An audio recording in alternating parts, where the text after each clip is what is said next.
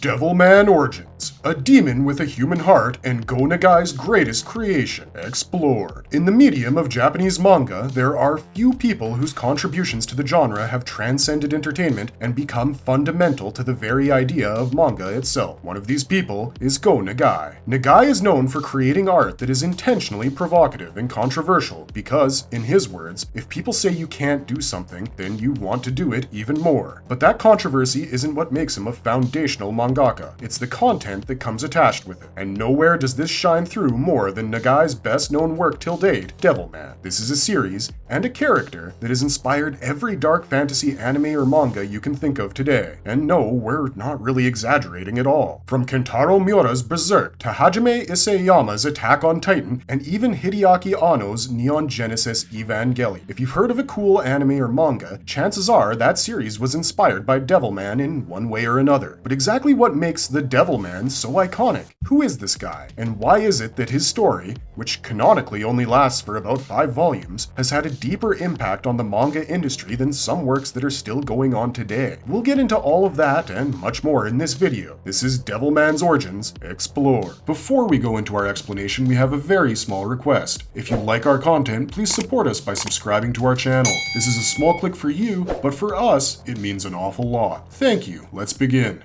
The Devilman that came before Devilman, the inspiration behind Go Nagai's iconic manga. Demons and devils are a dime a dozen in dark fantasy fiction these days, but back in the 70s, things were a little different. That was a time when manga was relatively cleaner with its content, though Nagai was still known as a boundary pusher even back then. His claim to fame as a mangaka came through the controversial Harenchi Gakuen, which managed to draw the ire of Japan's parent-teacher associations. Though Nagai was involved in erotica early on in his career as a gag mangaka, he had always been looking to transition to something more serious, and got the opportunity to do so when he came up with the concept of his first horror manga, Demon Lord Dante. It tells the tale of Ryu Utsugi, a high school student who unfortunately has terrible nightmares about devils and demons. One day, compelled by the voices in his head belonging to Dante, the king of devils, he falls off a cliff and is somehow transported to the Himalayas, where his body is taken over by said demon lord himself. From there, Ryu Utsugi's mortal vessel, which is being operated by a malign supernatural entity, goes on to commit numerous unspeakable crimes against humanity, as well as the demon Xenon, before being reunited by Dante's primordial lover, Medusa. The pair travels through time, and in a bizarre twist of events, it's revealed that Ryu Utsugi has always been a human reincarnation of the Demon Lord, and so they technically were one and the same. We also learn that the reason for the existence of demons like him is God himself, because in Nagai's world, the supreme being wasn't some benevolent deity, it was an energy-based monster that wanted the power of humans. Thousands of years ago, the ancient humans had a civilization that was far more advanced than ours. These humans dwelled within the twin cities of Sodom and Gomorrah, and when God came for their bodies, the humans resisted. Dante was the person leading the charge, and he, alongside Medusa and a few others, managed to siphon off God's power and turn into a demon. But alas, the twin cities were destroyed nonetheless, and the remaining ancient humans converted to Satanism out of spite. God ended up fragmenting itself and entering the bodies of the apes who would become modern humans, and so now it was Dante's duty to gather up his brethren and face off against his maker and his human creations. Nagai was inspired by Gustave Doré's illustrations of Dante Alighieri's Divine Comedy, specifically his depiction of Lucifer, which is made evident by 3 things. Number 1, the fact that Dante was stuck in the Himalayas. Number 2, the fact that Dante's demon design closely resembles Doré's famous work. And number 3, the fact that he is called Dante. Demon Lord Dante flipped the status quo by claiming its demons were actually the real humans, an idea that would be foundational to Nagai's Devilman. That's because Devilman is technically a toned-down version of this very same story. After putting out Demon Lord Dante with Kodansha's Bokura magazine for a decent chunk of time, Nagai was approached by Toei Animation with an offer. They would turn his story into an anime, but he would need to do some serious rewriting for it to work. Some of the panels depicted in Demon Lord Dante were just not suitable for the home crowd back in the 70s, and so Nagai came up with the concept of Devilman. Can tell he carried over his initial inspiration into this new series as well, because the titular character looks a lot like Gustave Doré's interpretation of Lucifer, but it goes beyond that as well. Devilman cleverly reworks many of the ideas we've just discussed with you into its own narrative, and yet Nagai's masterful storytelling abilities draw a clear line between the two creations. Because while Ryu Utsugi might have been a reincarnation of the man who stood up to God, Akira Fudo was just a regular high school student who could barely stand up for himself. And these differences differences become even clearer if you've only seen the original Devilman anime, which is nothing like the story that would end up inspiring Netflix's critically acclaimed 2018 series. In an essay published in Kodansha magazine marking Devilman's 30th anniversary, Nagai revealed that the original anime was conceived as a loose narrative based on the idea of evil versus evil. The titular character, Akira Fudo, was going to be possessed by a demon, and it would be his drive to protect his beloved Mickey that would define his humanity. The original Devilman anime was a far more clear-cut affair in terms of who its heroes and villains were. In the series, Devilman was actually the name of a warrior from the demon tribe under the command of Lord Xenon. He was sent to Earth to begin preparations for an invasion, and he accomplished step 1 by possessing Akira Fudo, but that's about as far as he got. As we've already mentioned, Akira meets Mickey, falls in love with her, tames Devilman, and then goes on to have a rather standard action-adventurous journey under the guise of a dark fantasy tale. The 39-episode series started off in July of 1972, and Volume 1 of the Devilman manga wasn't published until October later that year. Fans of the TV show might have expected to see more of Akira's battle against the demon tribe, and possibly the demon's origins as well, but what they got was something entirely different. Nagai's editor told him to make sure that his manga was different from the anime Toei was creating at the time, because the magazine in which Devilman was going to be published, Kodansha's weekly shonen magazine, was geared towards an older audience. So Nagai-sensei did two things that make the work he created with his hands vastly different to the one he had conceptualized for TV. Number 1, he turned Devilman into an anti-war story at its core, unlike the anime which saw Akira on an unrepentant warpath around the time the first volume was published. And number 2, he added the character of Ryu Asuka. Nagai must have realized that what his original concept lacked was a compelling antagonist whose motivations went beyond "am demon, kill human." So while Lord Xenon does make an appearance in Nagai's Devilman manga, he is far from the central attraction. In fact, he isn't even the reason that Devilman ends up bonding with Akira. And now that we've brought it up, let's segue to who and what Devilman really is.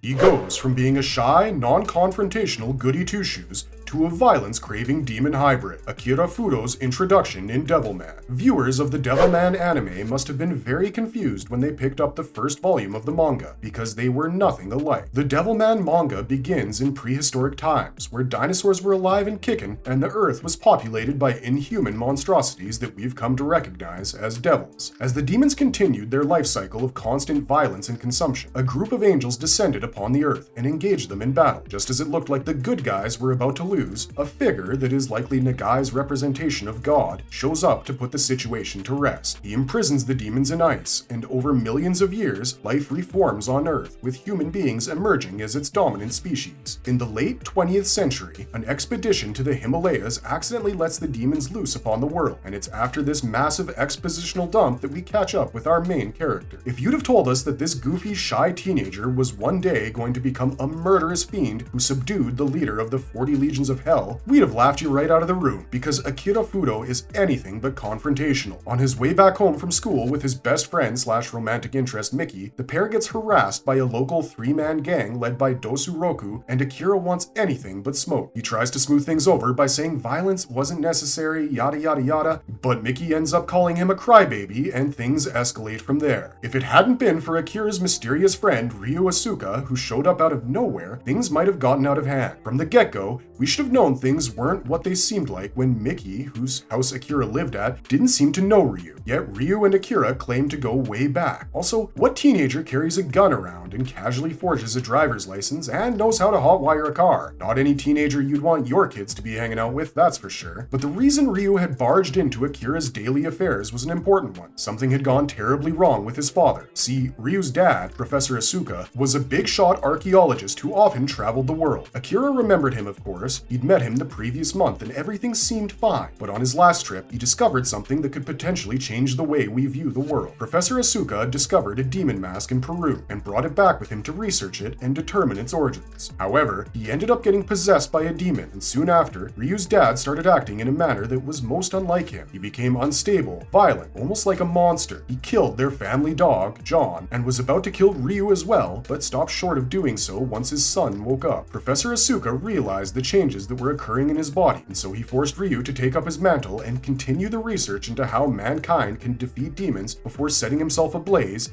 in order to protect his son. Ryu was in shock and disbelief at first because, obviously, if your dad starts randomly killing the family pet and dousing himself with gasoline, you too would be a little disoriented, to say the least. But when he went to pick up his dad's corpse, he realized it had nearly doubled in weight. And this is how Ryu Asuka knew demons did in fact exist. He studied his father's notes diligently and discovered an inheritance that would help him defeat demons, but he was hesitant to go through with it alone. This was why he had called Akira, his best friend, to his home, because Ryu needed his help. He wanted Akira to share his terrible inheritance and join him in destroying all the devils. At first, Akira is hesitant to go through with the plan. Even after putting on the demon mask and witnessing the horrors of the demon world, he would rather flee than face that madness. But when he is attacked by demons on his way out of Ryu's place, he decides he would shoulder the burden alongside his friend and returns to help him face it. Ryu is delighted by this development and leads Akira to a part of his manor where a rave is in progress. Ryu explains that this party was effectively a reenactment of a Black Sabbath. He had gathered hippies and other social outcasts or degenerates for a night of debauchery where their souls will abandon reason. When Akira asks him how they were going to summon the demons, Ryu explains that they were going to have to introduce some anarchy into the situation. Earlier, Ryu had told Akira that only a person with a pure and innocent heart or the willpower to withstand demonic possession could override the demon's will and take control of their powers. Akira wasn't a particularly strong-willed person, but he did have a pure heart, and so Ryu believed that this meant he was perfect for the job. Back at the party, he decides to introduce anarchy to the situation by literally murdering his own guests, so that he and his best friend could be possessed and become devilmen. Once again, with the power of hindsight, we should have known something was odd about this whole situation, because killing guests under one's roof is a heinously sacrilegious act, and Ryu didn't even pat an eyelid before engaging it. In fact, he seemed to enjoy it, but his guests not so much. They ganged up on Akira and Ryu, and just as they started beating up the former, he abandoned his sense of reason and was possessed by the mightiest demon of all the devils that gathered thereafter. Having harmonized with the body and soul of Amon, but retaining his human heart, Akira Fudo becomes a devilman and easily slaughters every other person in attendance. He seems to be in a killing frenzy, and the only thing that stops him is the sight of his injured best friend. Turns out, Ryu didn't become a devilman, but their plan had succeeded either way. Now, wielding the same inhuman strength as his enemies, Akira Fudo was literally salivating at the prospect of ridding the world of a few nasty reminders of ages gone by.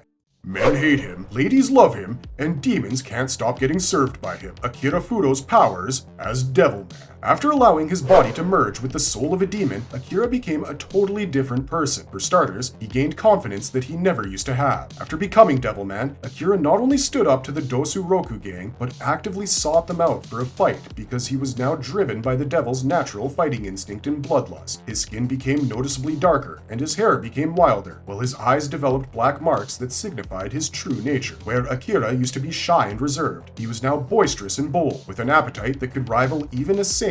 Miki noticed that there was something different about him now, and this rogue side of Akira made her fawn over. He wasn't the crybaby he used to be anymore, and evidently that's what counted as attractive in early 70s Japan. But everything we've just told you about him pertains to his human appearance. His personality becomes borderline savage when he transforms into his devil form. Nagai clearly kept the Gustave Doré influence for Devilman as well, because Akira's transformed state isn't too far off from Doré's interpretation of Lucifer. As Devilman, Akira's hair transforms into bat-like wings that encase his forehead like a crown. He grows antennae, whose size he can control at will, and also emits electricity to a certain extent. His body physically grows in size and strength, developing demonic traits like razor-sharp claws and a spade-shaped tail. Akira could summon wings at will, and had a ridiculous healing factor which allowed him to heal dismembered limbs and any other critical injuries with ease. Because his body and soul were now partially demonic, Akira also kind of had access to Amon's memories, as well as a vague telepathic awareness of the existence of demons. These abilities were on full display when Akira faced off against Siren, Amon's demonic lover, whom he recalled despite never having met her. Akira first showcased his demon sense by accurately predicting Gelmer's attack on Mickey, and it later grew into him being able to telepathically communicate with other Devilmen around him. When Siren showed up to fight Devilman and reclaim Amon, Akira showed that he was cognizant of her relationship with the demon general, because later he would remark that Siren's dead visage looked incredibly beautiful. During his face-off with Jinmen, Devilman showed off his flame-throwing abilities, and later expounded upon it when a few deranged protesters showed up at Mickey's house. When pushed far enough, Devilman possessed the power to summon and manipulate Hellfire to do with as he pleased. Unfortunately, this power was only used by him when he was pushed to his breaking point, and that is where we must return to the narrative.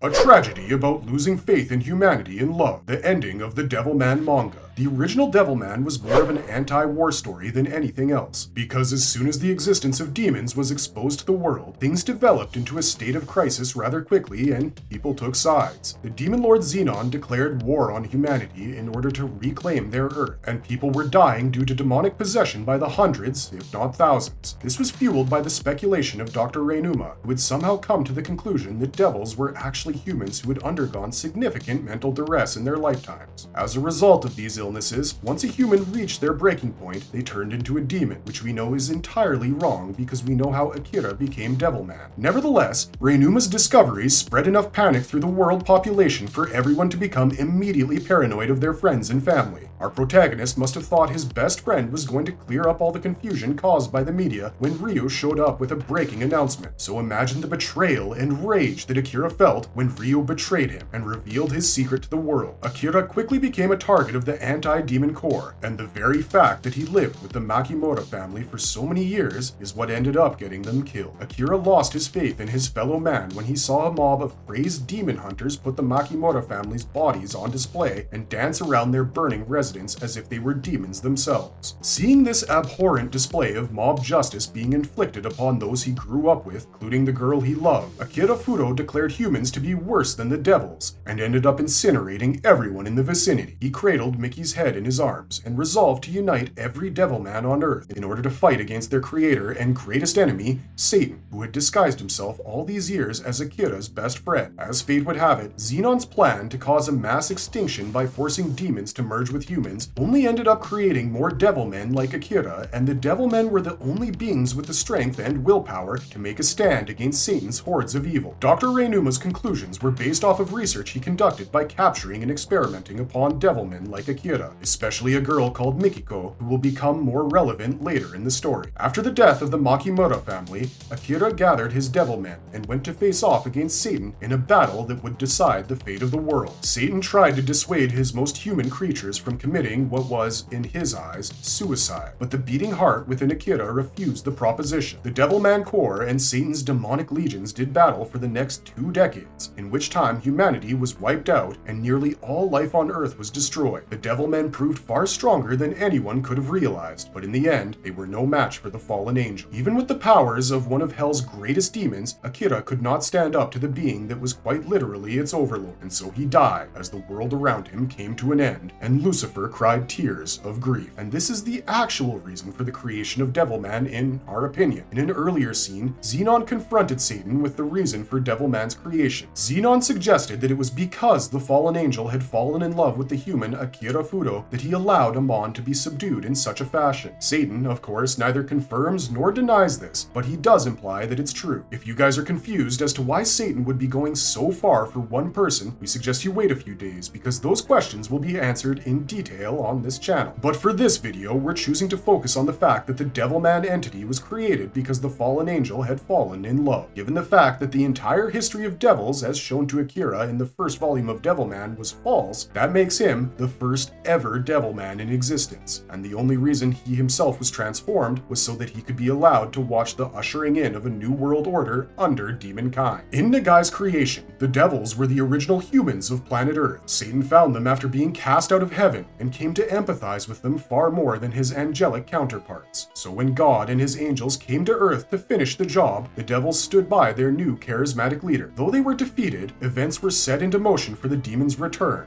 as Satan was revived millennia after their first defeat in the human vessel of Akira's bestie. But there was a catch. Because the devil had spent time in a human body with a human heart, he was now susceptible to human emotions as well. This, in our opinion, is the reason why Satan chose to create the Devilman in the image of his own existence as Ryu. Though he was unaware of it at the time, Satan had fallen in love with a human, and the conception of the Devilman was his way of preserving that love. This idea is what forms the core of Netflix's critically acclaimed 2018 anime Devilman Crybaby, which somehow manages to be a faithfully original adaptation of Nagai's seminal work. Many of the core concepts, themes, and emotions of the Devilman manga have been carried over to Devilman Crybaby seamlessly. But what makes it better than the original, for us at least, is the fact that they managed to both subtract and emphasize the importance of emotions in the story, and we will now explain just what we mean by that. Every emotion and action experienced by Akira is turned up to 11. Devilman in Devilman Crybaby. In many ways, the existence of a Devilman is the antithesis of what happens when a spirit possesses a human. Usually, when it comes to spirits and demons taking control of human vessels and such, it's the former two that are in the driver's seat for the most part. Yes, possessed humans retain a degree of autonomy, but their major actions and emotions are dictated by those of the entity dwelling within them. By contrast, Devilman is essentially a human being in control of a devil's body. Think about it. The only reason Akira retains control over his body is because he has a pure and innocent heart. If he'd been as weak as Satan made Ryu's dad out to be, he'd have died on the spot when a demon tried to merge with him, or worse, lost control over himself entirely. It was because he possessed a pure heart that he could harness the powers of Amon in the original manga, and that is also the case in Netflix's Devilman Crybaby. But there are also a few key differences between the two. For starters, Nagai's Devilman was set in the 1980s, and its dated nature shows in its art style as well as the environments Nagai places his characters within. Crybaby, on the other hand, is based in the 21st century, and so it has a far more modern take on Nagai's original creation. Yes, all the major story elements are present here as well, but they've been tweaked and adjusted to match the story that Crybaby's director Masaki Yuasa wanted to tell.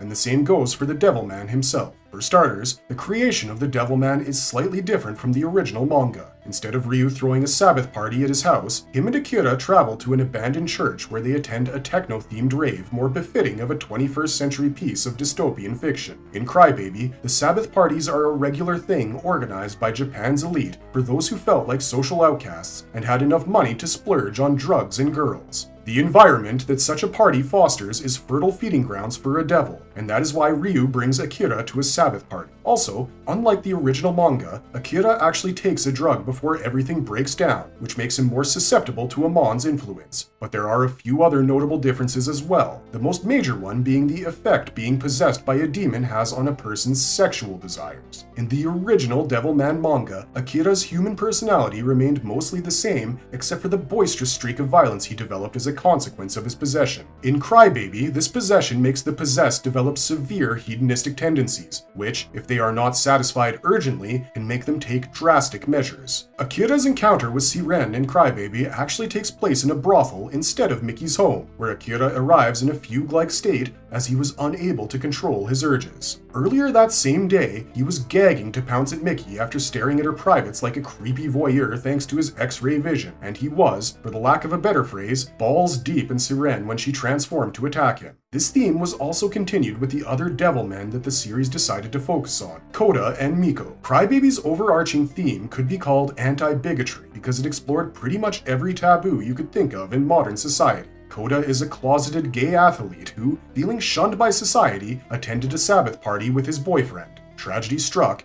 and Koda's boyfriend died that night while he himself became a Devilman. Miko is a reinterpretation of the girl Mikiko from the original manga, who is positioned as Miki Makimura's longtime friend and rival in Crybaby. She becomes a Devilman after attending a Sabbath party with the rapper Kukan, who ends up passing away at the hands of demons. The original Devilman manga was concise in its storytelling, so it ended up focusing on the changes Akira was going through, and because Nagai had suffered from severe PTA backlash due to his previous work, Harenchi Gakuen, he avoided exploring sexual themes in Devilman overtly. By that metric, Crybaby is a more faithful Nagai work than his own creation, because it, like Nagai-sensei, does not hold back on the account of anyone. Koda is introduced to the story whilst in bed with another guy, and things become concerning really quickly because he ends up fantasizing about killing his partner mid-coitus. Miko has an encounter with a thug who held her up at gunpoint that starts off disturbing to watch for her sake, but ends up being unpalatable because of what she does to him, and continues to do to him. The Devilmen of Devilman Crybaby are not as clear-cut as the Devilmen of Nagai's original manga, and we think that makes them feel more realistic and relatable as a result. Towards the end of Devilman Crybaby, Ryu exposes Akira to the world population and uses Dr. Reinuma's explanation from the manga to turn humanity against itself. Things devolve rather rapidly from there, just like in the manga, but because of Crybaby's modern setting, we get a moment of acknowledgement that never got the chance to exist in Nagai's creation. After learning the truth about her childhood friend Akira, Miki Makimura, who is a track star and an influencer in Crybaby, decides to use her platform to combat the misinformation. She ends up writing a massive viral post recounting her experience with Akira as a human and giving him the pass to exist in society because, at the end of the day, his heart remained human, and that was all that mattered. At first, all she got were hate comments which called her a witch and threatened to take out her family for harboring devils like Akira in the first place. But gradually, she started receiving comments from other devilmen all across the world, and this is where the main difference between the two pieces of fiction lie.